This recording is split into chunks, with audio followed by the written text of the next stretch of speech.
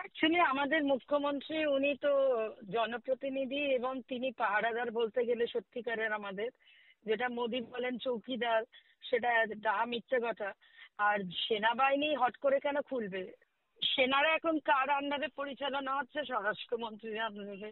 স্বরাষ্ট্রমন্ত্রী মনিটরিং করছেন, উনি ম্যান্ডেটরি ডিরেকশন দিচ্ছেন সেনাদের, এবং তাতে কি হচ্ছে, সেনাদের যা বলছেন ওদের করতে বাধ্য হচ্ছে, এবং সেই প্রতিফলিত হচ্ছে কর্মের দ্বারা কেন্দ্রীয় সরকারের যে দ্বিচারিতা, সেটা দেখতে পাওয়া যাচ্ছে।